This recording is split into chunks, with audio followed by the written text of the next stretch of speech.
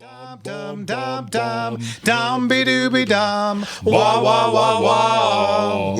Dum dum dum dum dum dum be dooby dum dum dum dum dum dum be dooby dum dum dum dum dum dum be dooby dum wah wah wah wah. Welcome back, everybody, to Gunslingers, right here on the Gunslinger Syndicated Radio Network. Ah, man, I'm worn out already, and we already got through our first hour. Can you believe that? This has been a fun show, though. You guys, keep the calls, keep the questions coming. The online content is great. You guys are making this fun. We've got calls we're going to get to, but just in case, what's the number, Jim? Call in 866-870-5752. Once again, that's 866-870-5752. All right, let's get to our friend Jake Reno up in Auburn, Washington. How are you, Jake?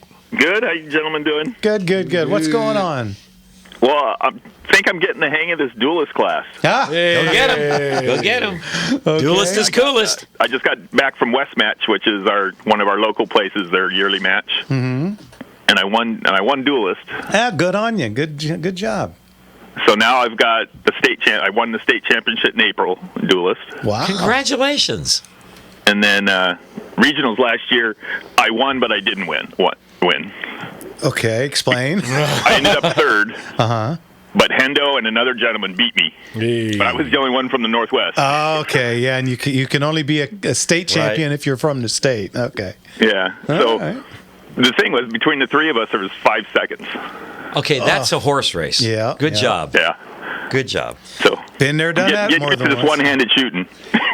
You know what? I've been doing it since 2002, I think.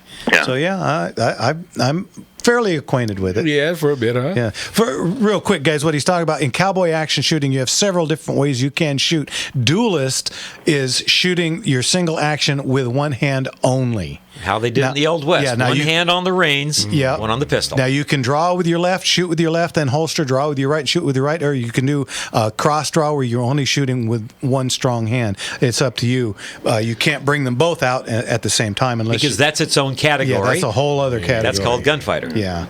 So and I'm shooting double duelist, so it's okay. Well, that's smart. Well, how's your left hand doing? What's stupid is I'm right-handed. My left hand is faster. Well, maybe you're secretly left-handed. I was just going to say, We can't all be right? Is that what you're saying? Yeah, well, you know me. I'm a lefty, so go figure. Go figure. So, all right. Well, cool. Sounds like you're definitely getting it, though. Absolutely. real quick, what kind of shotgun you using? 97. Oh, still going with the I'll tell you tried what, and man, true. there are only a couple of guys left. With the passing of Hell's Coming, there are very few people in the game left shooting 97. Everybody's shooting a double with a single trigger. There you go. Yeah. Gaming. Yeah, I tell you. I have to shoot a double, but mine has the exposed hammers, and I do have 2 triggers, so. Yeah. I get a gun with 1 trigger, and it screws me up so bad because I'm looking for that other trigger, and then when I go back to my regular one, I'm not looking for the other trigger anymore. So I just stay away from them. Yeah. Very good. All right. So I got 2 more matches the next month and a half. I got regionals again in Idaho, and then another monthly or a yearly match up in Arlington. Very Hey, cool. give us a review on how Idaho goes. I was really thinking about going up there. It ain't going to work this year, but I'd love to hear about it. I had a great time last year, and all were up there. I met them up there, so it was great. It's a little dusty. Yeah, you blanked out. Who did you meet up there? Hendo and Charlie Chickamauga? and Grubster. Oh yeah, that's a fun group. Hendo's actually on the comments Online right now, yeah. and he put, "Wahaha! I beat Jake Reno," and then his very next line was, "It'll never happen again." You put the fear in him, man. Very good. All right, man. We'll talk to you again. All right. Talk to you. Great hearing Thanks, from man. you. How cool. Last week I was amiss. I had promised that I was going to talk about the Cowboys in the beautiful city of Norco. Oh yeah. I went and shot there last weekend, and sometimes you get on air and you get so many things coming flying at you with calls and stuff that we need to get out that you forget. So I just want to throw a quick shout out to the Cowboys of Norco. Thanks for having me. It was a fun match, a little interesting. It was very interesting. Couple couple of odd stages. I'll just say that. Just throwing it out there. Yeah, just throwing that out there. You might want to lay off the ginkgo biloba style stages. Oh, hello. You know, they had one where the rifle targets and the pistol target were the same, and they were out there away. Had no problem with it. Shooting one-handed, I had no problem with it. A few other people didn't like that. What was the pattern? I don't remember. Fairly anymore. straightforward? Yeah, that If one you're going to was have fairly tough targets, please make it an easy pattern. Yeah, and to be honest, I mean, I shoot 40, 50 yards pretty regular. So for me, it was a cakewalk. So the targets were fairly large, very easy for me to do, no problem at all. But then they threw in this one. It was a reverse something or other, and it made little to no sense to me whatsoever. And I screwed it up. I got a procedural, and then since I did that, I had to drop an F-bomb or 3. Come on, 1. But I did it right. After I finished the pistols and screwed it up, I turned around and F-bombed this stage. Then I went to the rifle and screwed that up and F-bombed the stage. And then I got to the shotgun. Before I do this, let me drop one precursor. Yeah, so if you're going to do it right. Ever been driving down a street and seen your own tire bounce in front of you? When the wheels fall off. Oh, man. Or, Speed Racer. The car always goes off the air, then the wheel flies off, and then it explodes. Then it hits the ground. That was me. In the air. Yeah. But let's just touch on this a little bit, because when you guys are going through stages, you guys have to hit in a pattern, like you were saying. Yeah. Mm-hmm. And it's either like left to right to left, maybe every other one, and then every one back. This one there was 4 targets, and it was a reverse progressive. The reverse badger, right? So you got to put 4. You got to sweep from the right or left.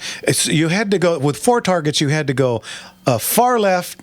Then 1, 2, 3, 4 across. Then your 5th shot with your pistol had to be the second one in. Then you change pistols. Then you go to the 3rd one in. Then the 4th one. Then the 3rd one again. And then double tap the last one. The last one. And again, ginkgo biloba, guys. Oh my goodness! It's confusing with the rifle when you have to split pistols in the middle of the string. And so what I did is I drew my pistol and I went 1, 2, 3, 4, and I went all the way back to number 1 again. As soon as I let it go, I knew I did it wrong. I was like, no. So there, I got a procedural which adds 10 seconds to my time. So since I did that, when I got to the other pistol, I went 1, 2, 3, and then I shot the rifle targets for 2. I hit them, but you still get a miss because I didn't hit the right targets, and they were trying to figure out for like 10 minutes. Yeah, how many penalty minutes? Like, guys, just DQ me. I don't care. It's a practice match. and that's a big thing about your guys' competition shooting, is that it's not just your accuracy. It's about knowing what to shoot, when to shoot, and your procedure and all that. You got procedural and all. So there's a lot goes into this. It's not just, hey, I'm the deadest eye, as they. No, absolutely not. And the targets can be fairly large, so you got a large thing to shoot at, and I do a lot of slip hammering even with one hand. That's very cool. So yeah, I curl my pinky underneath, and I've got the trigger pulled in your hand. Yeah, and I literally use the hammer like the trigger. So I'll hold it till I got on, and then I just let it go, and boom. So yeah, it's just a fun way to do it. Let's get to Ron in San Diego. Ron, what can we do for you, sir? Evening, Ron. Yeah, hi guys. Love your program. Thank you. I got a couple things I'd like to talk about. I grew up on a farm in upstate New York, Finger Lakes region, and we had a big old farmhouse, and there's a couple bedrooms we didn't use, and I got a poking around in there in the closet one time. There was no light bulb in the socket, but I poked around, and I felt this pipe in the corner, and I picked it up. It was pretty heavy. Turned out it was an 1873 Winchester 3840, the gun that won the West, And wow, it was a really good. It had patina, but it was in really good condition otherwise. And come find out, the firing pin was broken. Maybe somebody dried fired it too much or whatever. I don't know the history of that. But I had a buddy. He had the Kennedy Special Carcano Carbon as a $14.95 mail order gun. I traded him even up for the box of shells. I was happier than a little monkey with a toy. Who knew? Thing I'd ever done, Yeah. I went out immediately and shot a woodchuck at about 75 yards, open sights, and I'm a happy camper. Then I realized later on that I did a stupid thing, and I always wanted to get another one to replace it. I found one up here at Southern California Gun. They had a pretty healthy price on it, and I probably paid too much for it. I paid $3,600. It was in good to fair condition. Had some things on it. Toomble, you know where Toomble is in upstate New York? Oh, yeah. Of course, Yeah, it's not too far from my home. I looked into that, having it done there, but they wanted $5 or $6 grand for it. And More than the gun's but anyway, worth. yeah. The second part of that is I'm 83 years old now. I've refused back my age, by the way. But Good man. anyways, about 3 or 4 years, I used to have a pretty steady hand shooting pistol.